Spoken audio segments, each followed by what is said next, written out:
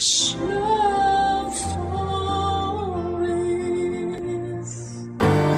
Ang pagkapit sa patalim upang kumita ng pera ay isang malupit at masakit na katotohanan na kinakaharap ng marami sa ating bansa. May mga tao na napipilitang gumawa ng mga bagay na labag sa kanilang prinsipyo para sa pera.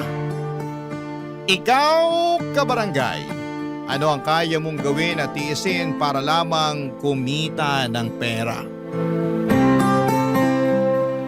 Dear Papa Dudut, magandang araw po sa inyo. Ako po si Jed at nais ko po sanang ibahagi ang kwento ng buhay ko. Hindi po madali para sa akin ang ikwento ang mga nangyari. Pero matagal na po akong tagahanga ng Barangay LS at sa tingin ko ay makakatulong din sa akin kung may makakarinig at makakarelate sa kwento ko. Dito na po ako sa Pateros ipinanganak at lumaki. Iniwan po ako ng nanay ko noong 4 years old pa lamang ako para sumama sa ibang lalaki.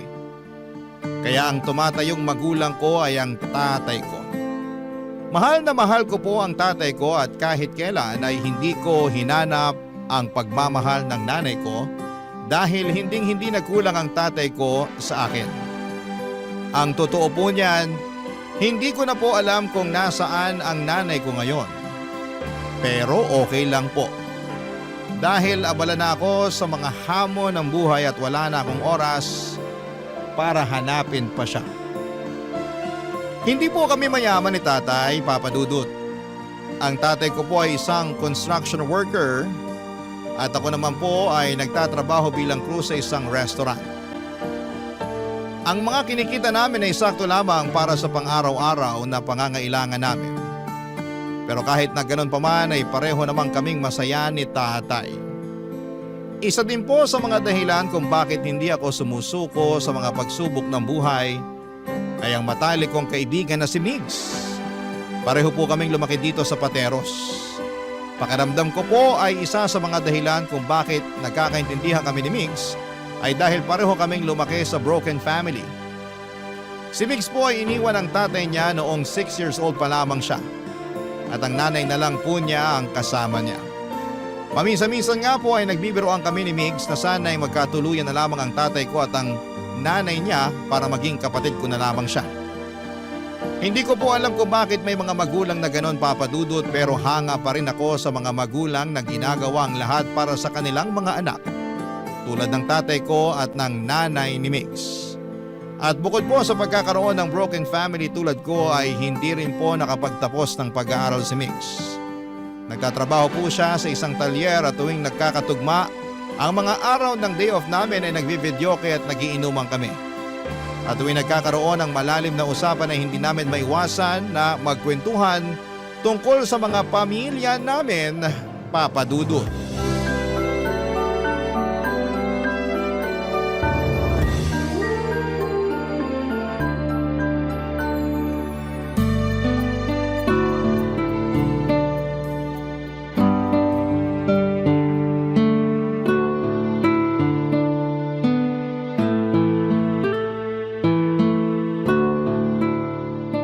Pakisala nga sa video okay bro.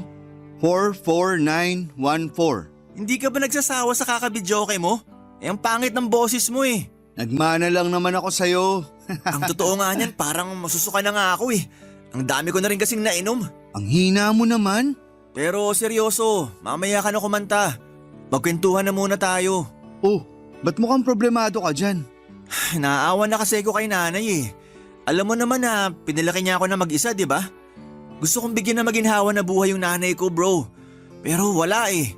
Kulang na kulang yung kinikita ko sa talyer. Uy, ba't ka nagdadrama? Mukhang marami ka na nga nainom. Hindi eh. May sahayop kasi yung tatay ko na yun. Bubuntisin niya si nanay tapos hindi niya naman pala kami kayang panindigan. Wala siyang kwenta. Hayop siya. Ay, ganun din naman yung nanay ko eh. Huwag kang mag-alala, hindi ka nag-iisa. Ang saya siguro nun, no?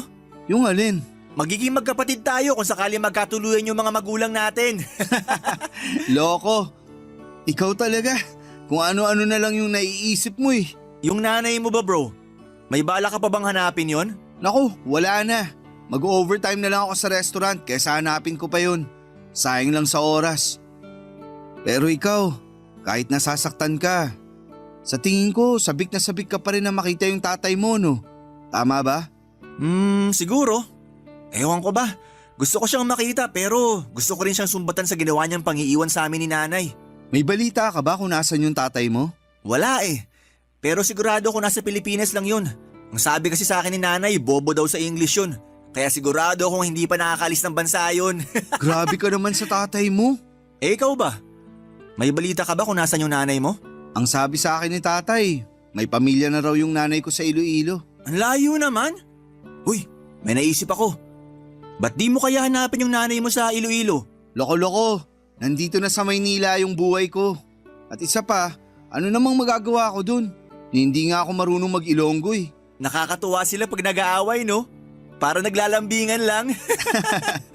Pero seryoso, gaya nga ng sabi ko, ayoko nang hanapin yung nanay ko. Kung masaya siya sa bago niyang pamilya, edi congratulations. Pero ako, hindi ko pababayaan si tatay. Alam mo kung ano yung pinagpapasalamat ko, bro? Kung tutuusin, pwede sana akong ipamigay ng tatay ko sa mga kamag-anak namin nung sanggol pa lang ako. Pero hindi niya ginawa yun. Pinanindigan niya yung pagiging ama niya sa akin. At yun ang kaulugan ng isang tunay na lalaki. Nako, mukhang magkakasundo nga sila ng nanay ko. Kasi ganun din yung nanay ko eh. Nung iniwan siya ng tatay ko, pinanindigan niya rin yung pagiging nanay niya sa akin. Kakatuwa, no? Ang dami pala nating similarity. Oo, at isa na dun yung talent natin sa pagkanta. Pero seryoso, salamat bro ha. Salamat saan? Kasi sobrang solid ng samahan natin. Nandyan ka parati para damayan ako. Eto pinapangako ko sa'yo bro. Walang makakasira sa samahan natin. I love you bro. Pakis nga. Sapakin kita dyan eh. Ayoko na talaga.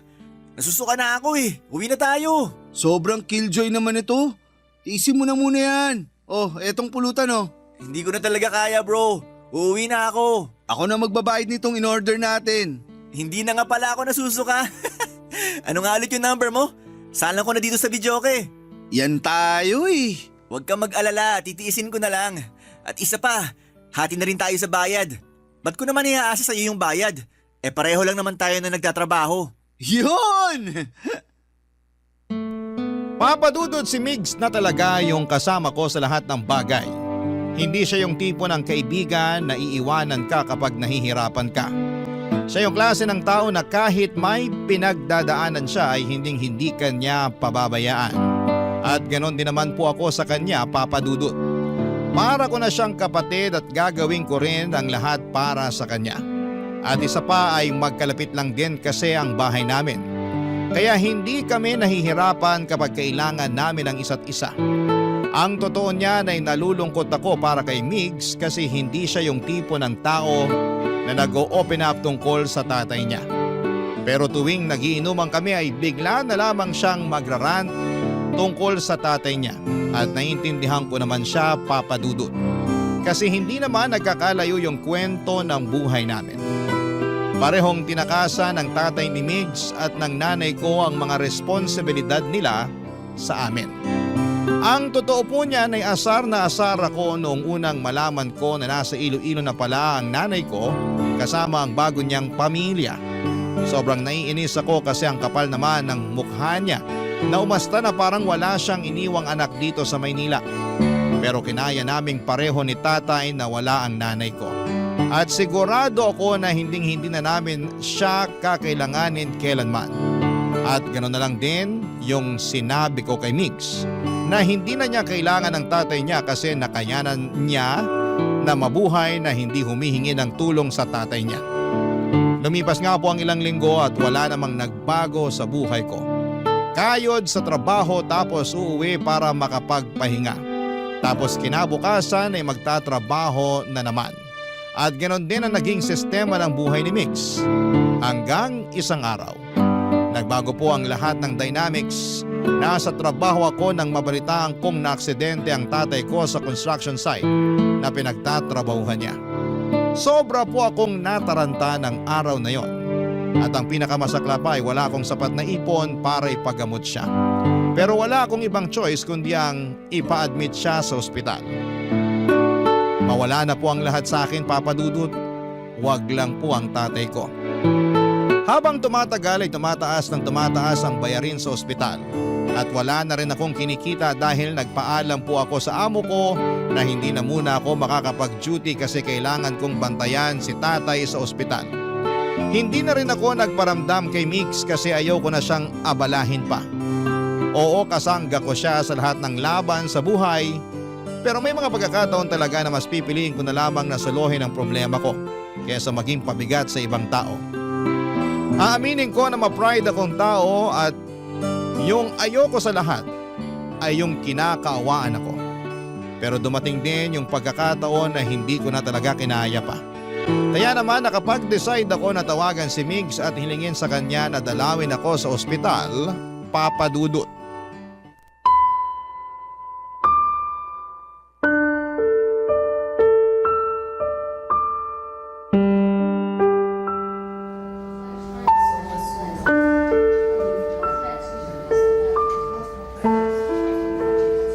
Bro, kumusta ka na?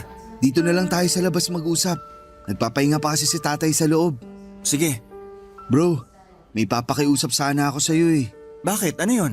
Pwede ba akong makairam ng pera sa'yo kahit konti lang? Pasensya ka na talaga ha. Pero walang-wala kasi ako ngayon eh. Pero promise, babayaran kita kapag nakabalik na ako sa trabaho. Mabuti na nga lang at napakiusapan ko pa yung boss ko na huwag akong tanggalin sa trabaho habang nandito pa ako sa ospital. Sana wag mong masamain tong sasabihin ko sa'yo ha, pero hanapin mo na lang kaya yung nanay mo sa Facebook. Tapos humingi ka na rin kaya ng tulong sa kanya. Matagal na kaming kinalimutan ni Nanay, Migs. Kung ayaw mo akong pairamin, di ba ali na lang? Gagawan ko na lang ng paraan to. Uy, ito naman. Tampo agad. Kung ayaw mo lapitan yung nanay mo, hindi naman kita pipilitin eh. Suggestion lang yun bro, okay? Suggestion lang. At isa pa, naiintindihan kita kasi ganun din naman ako eh. Kung sakali man na mangyari sa nanay ko yung nangyari sa tatay mo eh, hindi rin ako hihingi ng tulong dun sa tatay ko, no? Pasensya ka na kung napagtaasan pa kita ng boses. Sorry, hindi ko na talaga alam kung anong gagawin ko eh. Pambihira ka naman kasi. Ba't di ka tumawag ka agad sa akin? Kung hindi pa ako sinabihan ng kapitbahay natin, hindi ko pa malalaman na naaksidente na pala yung tatay mo. Kilala mo naman ako eh. Yung ayoko sa lahat, yung kinakaawaan ako. Pero wala na talaga akong choice kasi tumataas na yung bill ni tatay dito sa ospital. O yan, 10,000 yan. Sa'yo na yan. Seryoso ka? Ang laking pera nito ah. Ibibili ko sana ng mga bagong damit at sapatos yan. Pero di bali na lang, sa'yo na yan. Sige na, tanggapin mo na. Bro, salamat talaga. Pero hindi, babayaran kita. Hulugan ko to. Ang tigas naman ng ulo mo eh. Sinabi nang sa'yo na yan. Alam mo naman na parang kapatid na yung turing ko sa'yo, di ba? The best ka talaga. Hindi ko alam kung anong ginawa ko para magkaroon ng kaibigan na tulad mo. Huwag ka na magdrama dyan. Baka maiyak lang ako sa'yo. Nga pala, saan ka naman nakakuha ng ganito kalaking pera? Nag-overtime ka ba sa talyer? Nako, alam mo naman na barya-barya lang yung kinikita ko sa talyer eh. So saan ka nakakuha ng ganito kalaking halaga? May sideline ka? Baka pwede mo naman akong i-refer oh. Gusto mo ba talagang malaman kung saan ko nakuha yung ganyan kalaking pera? Oo. Halika dito, lumapit ka sa akin. Ibubulong ko sa'yo. May pinupuntahan akong bar pagkatapos ng shift ko sa talyer bro. At maraming silahis na, alam mo na, nagbibigay ng pera kapalit ng good time. Seryoso ka? Kailan mo pa ito ginagawa? Noong nakaraang linggo lang. Pambihira ka bro. Hindi ka ba mapapahamak dyan? Sa hirap ng buhay ngayon, wala akong choice. Mamamatay kami pareho sa gutom ng nanay ko kung yung sahod ko lang sa talyer ang aasahan ko. Pero lilinawin ko lang sa'yo. Walang pilitan to ha. Pwera na lang kung interesado ka. Ayoko. Baka mapahamak lang ako dyan. Mukha ba ako napahamak? Sandali lang, may papakita ako sa'yo. Ito yung bago kong cellphone bro. Pambihira. Patingin nga. Ito yung bagong labas na model ah. Ito yung palagi ko nakikita sa Facebook. 60,000 yung presyo nito. Nako, barya lang yan dun sa katransaksyon ko. Nakita niya kasi na kakarag-karag na yung luma kong cellphone. Kaya ayan, Binilhan niya ako ng bago. So ano, aatras ka pa ba? Kung sakaling bigyan ako ng ganito kamahal na cellphone, pwede ko rin to ibenta para may pambayad na ako dito sa ospital. Pero hindi ko talaga kaya. Di bali na lang. Bro, maniwala ka sa akin. Wala pa yan sa kalahati ng pwede nilang ibigay sa'yo. Basta gagalingan mo lang. Loko ka. Sapakin kita dyan eh. Akala ko ba walang pilitan ha? Sayang lang kasi ang gwapo mong yan. Sigurado ako na hinding-hindi ka mahihirapan.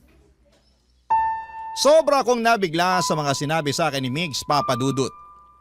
Akala ko po kasi ay sa mga teleserye o sa TV lamang nangyayari ang mga ganong klase ng sitwasyon. Yung binabayaran ka ng malaking halaga kapalit ng pagsama sa ibang tao. Pero nangyayari pala talaga siya sa totoong buhay. Sobrang inosente ko po ng mga panahong yon at hindi ko talaga inaasahan na papasukin ni Migs yung ganong klase ng sideline. Aaminin ko noong una ay hinusgahan ko siya, pero habang tumatagal ay na-realize ko naman na wala namang masama doon basta't pareho kayong may kasunduan ng makakatransaksyon mo. Pero ayoko pa rin talaga, Papa Dudut. Kasi hindi ko kayang makipagsiping sa isang tao na hindi ko namang kilala. Akala ko po ay magagawan ko ng paraan yung bill sa ospital ni tatay, pero mas lalo pang lumala ang sitwasyon. Nang isa-isa nang pumunta sa bahay namin yung mga katrabaho ni tatay sa construction.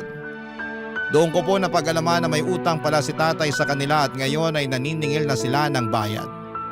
Nalaman ko rin po yung perang inuutang ni tatay sa mga katrabaho niya ay ginagamit pala niya sa pagsusugal. Hindi ko po akalain na nagsusugal pala siya at hindi ko po malalaman kung hindi pa dumating yung mga katrabaho niya sa bahay para maningil. Para po ako mababaliw sa dami ng problema ng mga panahong yon. Bumalik po ako sa trabaho ng mga panahong yon at pagkatapos ng shift ko, dumidiretso ako sa ospital para bantayan si tatay. Yung bahay naman namin ay pinaubaya ko na kay Migs, mabuti na lamang at mapagkakatiwalaan ko siya. Pero kahit na anong kayod ko ay kulang na kulang pa rin ang sahod ko para pambayad sa ospital at para bayaran ang mga pinagkakautangan ni tatay.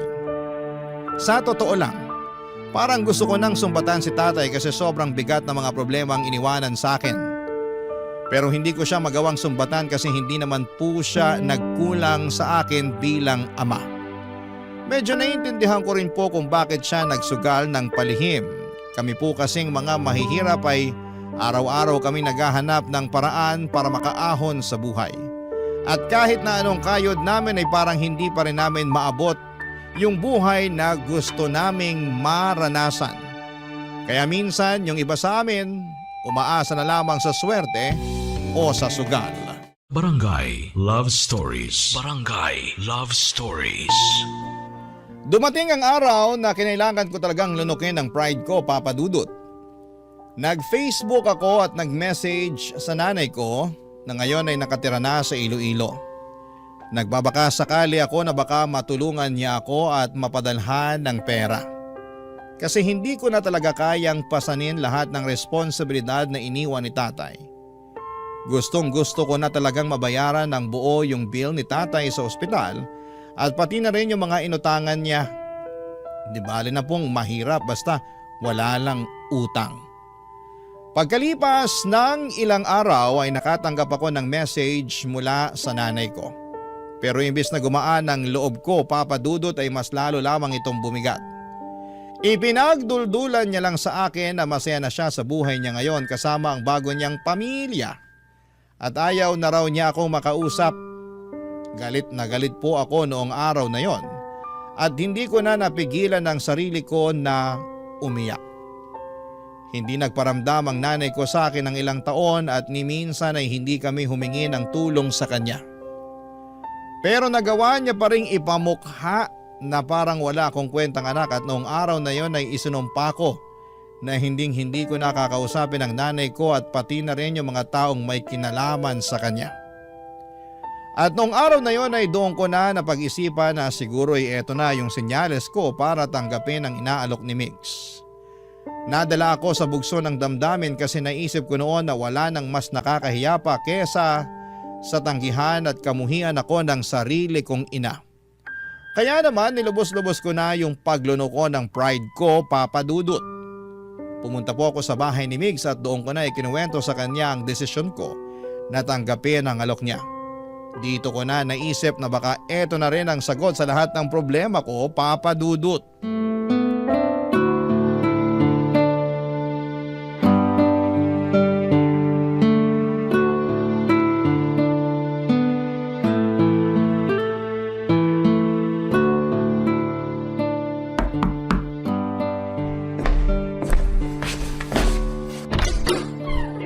Bro, halika, pasok! Salamat ha. Pasensya na kung biglaan. Ano ka ba? Goods lang kasi yung nanay ko namamalengke. Kaya solong-solo natin tong bahay ngayon. Nga pala, kumusta na yung tatay mo? Okay na ba siya? Ayun, nasa ospital pa rin. Pero nagpapagaling na. Mabuti naman kung ganon. Pero bro, mas lalo lang ako problema ngayon eh. O bakit? Ano nangyari? Paano ba naman kasi tong si tatay? Hindi niya sinabi sa akin na nabaon na pala siya sa utang. Kaya eto, ako ngayon yung sinisingil ng mga inutangan niya sa construction. Kaya pala. Ha? Naalala mo ba nung isang araw na pinabantay mo ko sa bahay nyo? May lalaking sobrang galit habang hinahanap yung tatay mo. Pero hindi ko na masyadong pinansin kasi akala ko lasing lang. Pasensya ka na talaga kung pati ikaw nadadami na sa problemang ginawa ng tatay ko. Wala yun. Umalis din naman kaagad yung taong yun eh. Natakot ata kasi pinagtitinginan na siya ng mga kapitbahay nyo habang nagsisisigaw siya sa labas ng bahay nyo. So, ano nang balak mo ngayon? Kailangan ko na talagang mabayaran yung bill sa ospital at yung mga pinagkakautangan ni tatay sa lalong madaling panahon. Para matapos na tong problema ko. Ilang gabi na rin kasi akong hindi nakakatulog ng dahil lang dito. Bro, pasensya ka na ha. Pero wala akong maibibigay sa iyo ngayon eh. Yung natitirang pera ko kasi, naibigay ko na kay nanay. Wala akong balak mangutang o mangingi sa'yo ng pera. Ha? Tinatanggap ko na yung inaalok mo sa akin nung nakaraan. Jed, ikaw ba talaga yan? Sino ka? Anong ginawa mo sa kaibigan ko ha? Hindi ako nakikipaglokohan sa'yo. Seryoso nga. So anong nakain mo at nagbago yung isip mo? Tinanggap ko yung advice mo nung nakaraan. Nagchat ako sa walang kwenta kong nanay. Ops, sandali lang. Oh, bakit?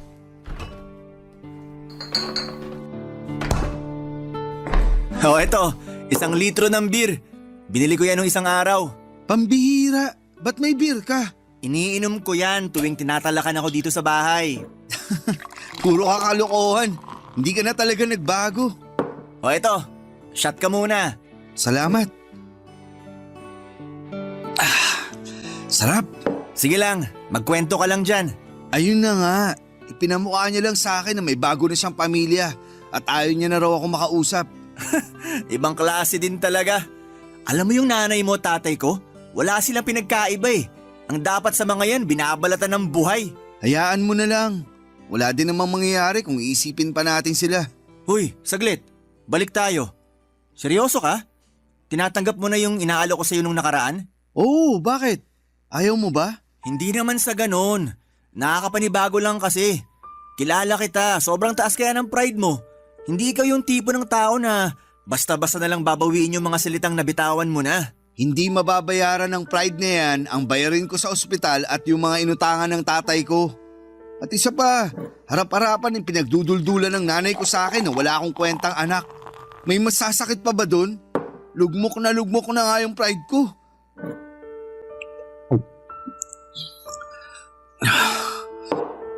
Ba nga isa? Kulang to. Huy, dahan-dahan. Baka malasing ka kagad niyan. Gusto ko makalimot. Pabayaan mo ako. Pero huwag kang mag-alala bro.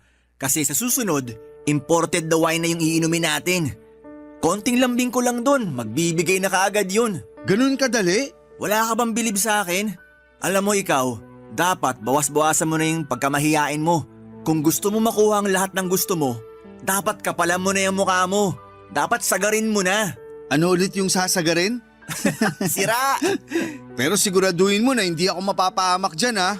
Ngayon ka pa ba panghihinaan ng loob? Ano ka ba? Ako bahala sa'yo. Ituturo ko sa'yo lahat ng kailangan mong malaman. Easy man ito, promise. Papatulan ko na yan. Wala nang atrasan to. Nang gabing yon ay dinala ako ni Mig sa bar na madalas niyang tambayan. Sobra akong kinabahan kasi bagong mundo ang tatahakin ko, Papa Dudut. Aaminin ko na gustong gusto ko nang kumalas noon pero tuwing naiisip ko ang mga problema ko sa pera, nawawala rin yung kaba ko. Mabuti na lang talaga at nandun si Migs para tulungan ako.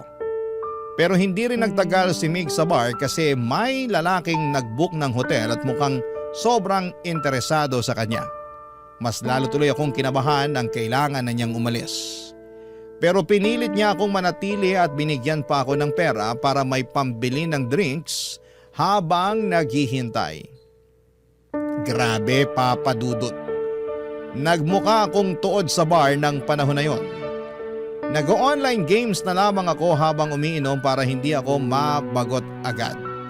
Habang tumatagal ay napagtanto ko na baka sinuwerte lang talaga si Migs sa mga lumalapit sa kanya pero makalipas ang ilang oras, may lumapit na rin sa akin na lalaki. May itsura siya, nasa 40s at mukhang may kaya sa buhay. Nagalok siya na bilhan ako ng drinks at pumayag naman ako. Nagkwentuhan kami at tinanong niya kung ilang taon na ako. Saan ako nakatira, may mga simpleng tanong lamang. Pero habang tumatagal ay mas lumalalim na yung mga tanong niya. Nagsimula siyang magtanong tungkol sa mga personal na bagay at hindi nagtagal ay dinala na niya ako sa kotse niya. Nag-drive siya at nag-park kami sa isang liblib na lugar. At doon na may nangyari sa amin. Kitang-kita ko na nagustuhan niya yung ginawa ko sa kanya at bilang pasasalamat ay binigyan niya ako ng 5,000 pesos. Kinuha rin niya yung number ko. Grabe, Papa Dudut. Sa trabaho ko sa restaurant ay baka nga hindi ko pa makuha yung 5,000 sa isang linggo. Tapos nung gabing yon ay hindi pa umaabot ng 5 oras ay naka 5,000 na ako. Lumipas ang ilang linggo at nagpatuloy yung arrangement namin. At lumaki na rin nang lumaki yung pera na natatanggap ko sa kanya. Nang ikinuwento ko sa kanya ang kalagayan ng tatay ko ay hindi siya nagdalawang isip na bigyan pa ako ng pera. At doon na nga mas gumaan ang buhay ko. Nabayaran ko na po ng buo ang hospital bills ni tatay at pati na rin yung mga pinagkakautangan niya. At noong nagkapera na ako ay naisipan kong yayain si Mig sa bahay. Bumili ako ng mga mamahaling alak bilang pasasalamat na rin sa kanya. Kasi kung hindi dahil kay Migs, baka nabubog na ako ng mga inutangan ni tatay at baka mas lalo pang lumaki ang bayarin ko sa ospital, Papa Dudut.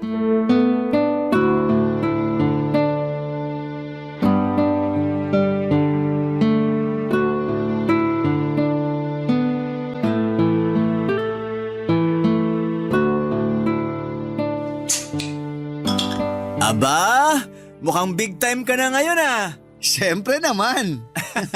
Alam mo bro, masaya ako para sa'yo kasi hindi ka na namumroblema ngayon. Tinan mo nga yung mukha mo, di hamak na mas maaliwalas na, di tulad doon nakaraan. Salamat talaga ha. Kung hindi dahil sa'yo bro, baka tuluyan na ako napatay ng mga pinagkakautangan ni tatay. At kung hindi dahil sa'yo, malamang mas malaki na yung babayaran ko sa ospital ngayon. Maliit na bagay, basta ikaw. So ngayong wala ka ng problema, anong balak mo? Itutuloy mo pa rin ba yung ginagawa mo o titigil ka na? Anong titigil? Saglit lang, may papakita ako sa'yo. Kukunin ko lang. Ano yan? Eto, may bago na akong cellphone bro. Uy hanip, patingin nga. Astig, pareho na tayo ng cellphone. Inggit na inggit kasi ako dun sa cellphone mo eh. Kaya yan, nagpabili na rin ako. Gaya-gaya ka talaga. Sana nagpabili ka na lang ng motor. Okay na ako dito sa cellphone. Mukhang namimihasa ka na talaga. So ano nga? Wala ka nang balak tigilan yung ginagawa mo, no? Bala ko na nga mag-resign sa restaurant na pinapasukan ko sa Makalaway. Sabi naman sa'yo, di ba? Di hamak na mas malaki yung kikitain natin dito. Ang sabihin mo, bad influence ka lang talaga. Hoy! Kung hindi dahil sa bad influence na to, malamang hanggang ngayon pinagtitiisan mo pa rin yung cellphone mong mumurahin. May point ka naman. Kamusta nga pala yung lalaking nagkagusto sa'yo? Mayaman ba? Mayaman bro, legit. At ang gara nung kotse niya. Tapos hindi siya umayaw tuwing nangingi ako ng pera. Sana pala ako na lang yung nakabingwit dyan. Kasi yung nagkagusto sa akin mukhang nauubusan na ng pera eh. Paano ba naman? Nung humingi ako ng pera nung nakaraan, 1,000 lang yung binigay sa akin. Hayaan mo na. Parang dagat lang yan. Minsan high tide, minsan low tide. Expert na expert ah. Sa susunod, Ako na to magpapaturo sa'yo kung paano makabingwit ng big time. Sira. Pero seryoso, sa tingin ko, okay na ako sa ganitong klaseng buhay. Kasi mabait naman yung nagkagusto sa akin eh. Tapos, ayaw niya yung nakikipagtalik ako sa iba. Ayos yun, di ba? Para safe daw. Buti ka pa nga. Kasi yung sa akin kung sino-sino na lang yung pinapatulan eh. Halatang uhaw na uhaw. Mabuti na lang talaga at palagi ako nag-iingat. Ay, nga pala bro, baka pwede mo naman akong i-refer dyan sa kakilala mo. Swerte-swerte mo naman. Hindi mo na kailangan maghanap ng iba para lang magkapera. Malabong mangyari yan. Patay na patay kasi sa akin yun eh. Yabang neto. Ano ba itsura nung nabingwit mo ha? Baka nakita ko na yan sa bar dati. Palaging nakasalamin, may balbas, palaging nagsusuot ng may kwelyo, tapos naka-black na pants at sapatos. Ha? Sino kaya yan? Wala ako nakikitang ganyan sa bar. Di na ako magtataka kasi nung tinanong ko siya kung palagi siyang tumatambay sa bar, ang sabi niya first time niya lang daw sa bar na yun. Kapag sinaswerte ka nga naman oh. First time mo din sa bar na yun nung gabing yun. Pero nakabingwit ka kagad ng mayamang paninindigan ka. Kung swerte ako, swerte ka rin. Kasi kung anong meron ako, meron ka rin. Solid tayo, di ba? Solid forever bro. Basta kapag yumaman ka na, wag mo akong kakalimutan ha. Bro, nung mga panahong walang-wala ako, nung mga panahong nalulungkot ako sa pagkawala ni nanay, at nung mga panahong lugmok na lugmok ako sa problema, ikaw yung laging nandyan para sa akin. Siyempre, hindi kita makakalimutan. Thank you bro. Love you. Nga pala, bago ko makalimutan, may binili nga pala ako para sa'yo. Ano na naman yan? Eto, bumili nga pala ako ng mamahaling casing para sa cellphone natin. Dalawa yan, isa sa'yo at isa sa akin. Uy, mukhang mamahalin nga. Thank you bro. The best ka talaga. Sandali lang, meron pa nga akong ano dito eh. O ayan, power bank. Para din sa akin to? Hindi, gusto ko lang ipagyabang. Joke lang, sa'yo talaga yan. Nak, sa sensado. At tuluyan na nga akong nilamon ang sistema ng panahong yon, Papa Dudut. Aaminin ko na naging bulag ako sa mga bagay na nakamit ko. At sa mga pagkakataong yon ay parang nakalimutan ko na ang mga prinsipyo ko. Nasilaw ako sa lahat ng natamo ko, sa pera at sa mga material na bagay. Pero sa kabila ng lahat ng yon ay nagpapasalamat pa rin ako kay Migs. Kung hindi dahil sa kanya ay baka hindi ko pa nabayaran ang mga utang ni tatay at baka mas lalo pang lumaki ang problema ko sa buhay. Lumipas nga ang ilang linggo at nagpatuloy ang pakikipagkita at transaksyon ko sa lalaking nagbibigay sa akin ng pera. Akala ko noon ay ganito lang pala kadali ang buhay. Kung iahalin tulad ninyo po sa online game, para ko nakahanap ng cheat code o hack na nagpapadali ng lahat. Pero isang gabi habang may nangyayari sa amin sa kotse niya at inaabot niya sa akin ng pera ay may napansin ako sa wallet niya. Sa isang sulyap ay nakita ko ang isang larawan ng pamilya. May kasama siyang babae at bata at bigla akong kinabahan at naramdaman ko yung bigat ng konsensya ko. Hindi ko po inaasahan na sa mga oras na ito habang tinatanggap ko ang pera at pinagpapatuloy ang mga bagay na hindi ko akalaing darating sa buhay ko ay may nasisira na pala akong pamilya. Kung tutuusin, may mga taong nagmamahal sa kanya na posibleng masaktan kapag nalaman nila ang ginagawa namin. Hindi ko na napigilan ang sarili ko at kinumpronta ko siya tungkol sa picture na nakita ko sa wallet niya. Tumawa lamang siya at sinabing hiwalay na raw sila ng asawa niya.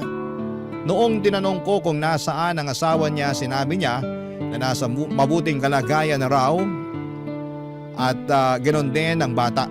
Kaya hindi ko daw dapat ipag-alala kung may nangyayari sa amin.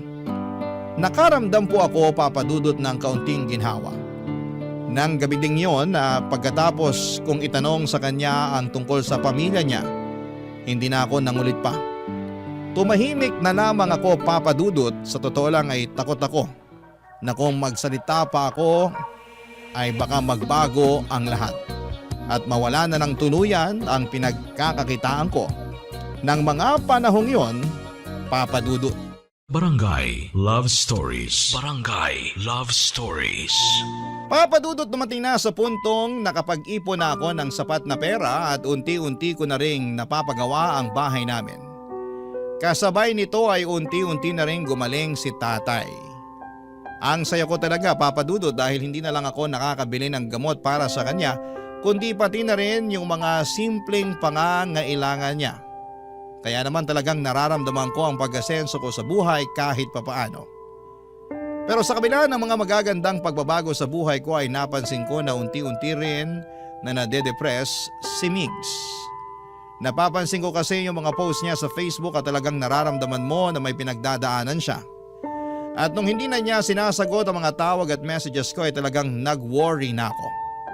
Isang araw ay nag-decide akong pumunta sa bahay nila at nandun ang nanay niya, at nang tinanong ko kung nasaan si Migs ay sinabi niyang madalas na lang daw na natutulog ito. At isang beses sa isang araw na lang daw kumain. Nag-worry ako lalo at nagtanong ako sa nanay ni Migs kung ano ang nangyayari. Pero kahit yung nanay niya mismo ay hindi alam kung ano ang nangyayari kay Migs. Alam ko na may mga pagkakataon sa buhay na ang isang tao ay kailangang mapag-isa para makapag-isip. Kaya't napag-isipan ko na siguro ay kailangan lamang ni Migs ng oras para magpahinga at makapag-reflect. Pero dumaan ang isang linggo at wala pa ring pagbabago sa kalagayan niya. Nang pumunta ulit ako sa bahay nila ay ganoon pa rin ang sitwasyon. Si Migs palaging nakahiga lang sa kama at bihira pa rin kumain. Noong araw na yon ay hindi na ako nakatiis pa, kaya nag-decide ako na bumili ng pagkain mula sa isang kilalang restaurant at nag-take out ako. Pagkatapos po noon ay bumalik ako kaagad sa bahay nila. Nang makarating ako ay hindi ko na pinatagal pa at pumasok na ako sa kwarto ni Migs. Hindi ko alam kung ano ang gagawin ko, pero ang gusto ko lang mangyari ay yung maramdaman na nandyan lang ako para sa kanya. Kahit na hindi ko pa alam kung paano ko siya matutulungan. Gusto ko lang na maramdaman niya na hindi siya nag-iisa, Papa Dudut.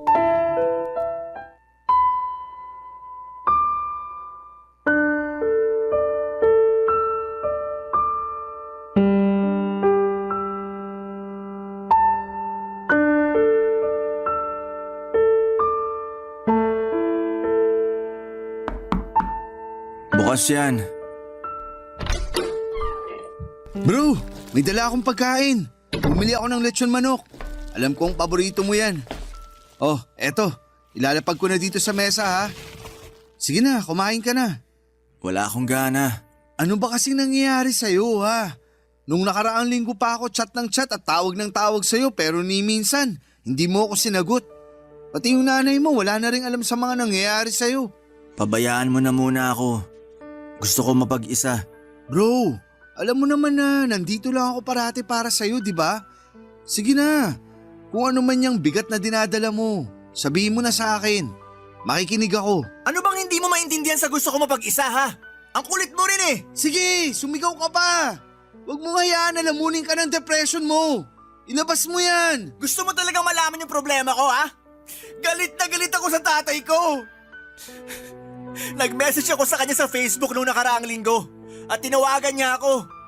Pero ang sabi niya sa akin, wag ko na daw siyang gambalain kasi masaya na daw siya sa buhay niya. Alam ko naman na nandyan si nanay para sa akin, pero kasi ang sakit-sakit eh. Ang sakit-sakit nung dinutulak ang papalayo ng sarili mong tatay. Maliit pa ako nung huli niya akong nakita, bro. Ano? Hindi man lang ba siya na-curious kung kumusta na yung anak niya? Hindi man lang ba sumagi sa isip niya na may anak na nangungulila sa pagmamahal niya? Bro, tahan na. Naiintindihan kita kasi pinagdaanan ko rin yan sa nanay ko. Pero kinaya naman natin na wala sila, di ba? Yun na nga eh. Wala silang ambag sa mga buhay natin. Pero bakit nangungulila pa rin ako sa pagmamahal ng isang ama? Kung alam ko lang na masasaktan ako ng ganito, sana pala hindi na lang ako nag-message sa kanya sa Facebook. Eh, ikaw naman kasi. Dapat simulat sa pool pa lang, nilabas mo na yung kinikimkim mong sama ng loob sa tatay mo para hindi ka na nasasaktan ng ganito. Puwisit naman kasi na buhay to eh. Ang kapal din naman ang mukha niya para ipamukha sa akin na wala akong kwentang anak. Eh kung tutuusin, siya tong walang kwentang tatay. Gusto mo ipabarang natin yung tatay mo? Naniniwala ka doon? Hindi natin malalaman kung hindi natin susubukan, di ba? Isasabay ko na rin yung nanay kong walang kwenta. Malay mo, baka bigyan pa tayo ng discount ng mambabarang. Si Raulo. Pero, thank you bro ah. Napagaan mo yung pakiramdam ko. Dapat hindi lechon manok yung dinala ko eh. Dapat alak. Pass na muna ako dyan. Nakainom na ako kagabi. Sumasakit pa nga tong ulo ko. Ibang klase. Ba't di mo ako niyaya? Para ka namang others eh. Pasensya ka na. Gusto ko lang talaga mapag-isa ng mga oras na yun eh. Naiintindihan ko naman. Pero, wag mo na akong tatakutin ng ganun ha. Sana man lang nag-message ka para man lang at least alam ko na buhay ka pa pala. Oo na, sorry na talaga. Uy, ba't mukhang gigil na gigil ka? Bakit? Sino ba yung tumatawag ha? Eh sino pa ba? Kung hindi yung tatay ko na walang kwenta. Sagutin mo na lang kaya para hindi ka na nagkakaganyan. Ano ako, sira? Pagkatapos niyang sabihin sa akin na wag ko na raw siyang gambalain kasi mas masaya na siya na wala ako. Ni hindi ko nga alam kung bakit pa tumatawag yung mokong na yan eh. Baka naman hihingi ng tawad sa'yo. Sagutin mo na kasi. Gusto mo sagutin ko? Saglit, kunin ko lang. Uy, O, ayan. gagi! Ba't mo naman hinagis yung cellphone? Ang mahal nun eh. Bahala siya sa buhay niya. Mabulok na sana siya sa impyerno. Jijingle ako. Diyan ka lang. Sira ulong yun. Pagdiskitaan ba naman yung cellphone? Sayang naman. Kunin ko na nga lang. Nagasgasan pa ata yung case na binigay ko sa kanya. Sandali lang. Mukhang pamilyar sa akin tong mukha na to ah. Hoy! Ba't hawak-hawak mo yung cellphone ko? Akin na nga yan. Wag na wag mong sasagutin yan kung hindi tatamaan ka sa akin. Tatay mo yung tumatawag sa'yo? Kakasabi ko lang, di ba? Pambihira. Kanina pa ring ng ring to ah. Utang na loob, kanina pa ako naririndi dito. Ayan. Dapat binlock ko na to eh. Bro, sana wag mong masamain tong sasabihin ko sa'yo ha. Pero mukhang mabait na tao naman yung tatay mo eh. Hulaan ko. Nakita mo yung profile picture niya nung tumatawag siya, no? Sus, huwag ka magpapauto. Mukha lang siyang mabait, pero yung ugali niyan, mas masaol pa sa hayop. Pakiramdam ko nga nasuntok ko na yun kung sinabi niya yung mga sinabi niya sa akin sa harapan ko mismo. Ay, kumain na lang tayo. Lalamig na tong lechon manok. Sige. Sobra akong nagulat papadudot nang makita ko yung profile picture ng tumatawag kay Migs. Yung tatay ni Migs at yung lalaki na nagbibigay sa akin ng pera ay iisa lang pala. Alam kong marami sa mga kabarangay natin na magagalit sa sasabihin ko pero pinili kong itago kay Migs na tatay niya pala ang katransaksyon ko. Kasi natakot ako na baka mawalan ako ng pera. Aaminin ko na malaking tulong yung pera na ibinibigay niya sa akin at kung sakali mang magkagulo ay sigurado ako na sa kangkungan ako pupulutin. Lalo na't wala pa akong trabaho. Habang tumatagal ay mas lalong bumigat ang konsensya at naiilang ako sa pakiramdam. Kasi tatay mismo ng best friend ko ang pinatulan ko. Doon ko rin napagtanto na yung family picture na nakita ko sa wallet niya ay baby picture pala ni Migs.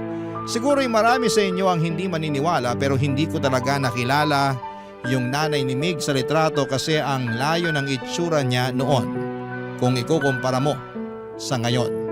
Parang ibang tao na siya ngayon kumpara doon sa nasa family picture. Habang patuloy kami sa pagkikita ng tatay ni Migs ay pasimple ko siyang tinatanong tungkol kay Migs. Inamin niya na ang dahilan kung bakit may picture ni Migs at ng nanay niya sa wallet niya ay para ipakita na hindi siya silahis tuwing nagtatangka siya or nagtataka yung mga katrabaho niya kung lalaki ba talaga siya. Sabi pa niya na wala na raw siyang balak na makipag-ayos kay Migs o sa nanay nito.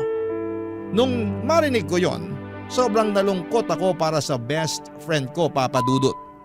Tumagal pa kami ng ilang buwan sa ganitong setup pero doon ko na naisip na kailangan ko na talagang tapusin ang pakikipagkita ko sa tatay ng best friend ko. Ang totoo niyan ay tutol na tutol yung tatay ni Migs sa gusto kong mangyari kasi nahulog na daw ang loob niya sa akin. Pero nanindigan ako at tuluyan ko na talaga siyang iniwanan. Nakalikom na ako ng sapat na pera at gusto ko na ring magsimula ng bagong buhay. Hindi ko na kayang ipagpatuloy yung ginagawa ko dahil alam ko na tinatraidor ko na si Migs at diring-diri ako sa sarili ko tuwing naiisip ko yung ginagawa ko sa best friend ko. Doon ko na na-realize na sobrang halaga pala ng itama ang mga mali mo habang maaga pa. Kasi kung ipagpapaliban mo lamang ay baka hindi mo na rin mamamalayan na huli na pala ang lahat. Isang araw nang pumunta si Migs sa bahay ay niyaya niya ako na makipag-inuman at hindi ko akalain na mangyayari na yung matagal ko nang kinatatakutan, Papa Dudut.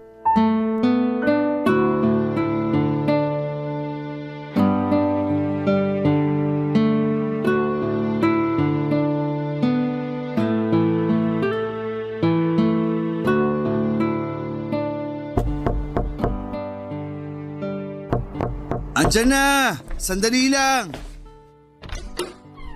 Surprise! Oh, ano naman yung dala-dala mo? Ano pa ba? Eh di alak. Lika, shot tayo. Shh! Natutulog na si tatay sa loob. Dito na lang tayo sa labas ng bahay. Ganun ba? Sige. Himala! Dati, ikaw tong napakababa ng tolerance sa alak. Tapos ngayon, nag-aaya ka makipag-inuman? Anong nakain mo? May rason tayo para mag-celebrate ngayon, bro. Ano naman yun? Nakadilihensya na naman ako. 15 kyaw, bro. 15 kyaw. Ibang klase ka talaga. Kinupitan mo siguro yung tao, no? Grabe ka naman sa akin. Oh, eto. Sa'yo to. Inumin mo na.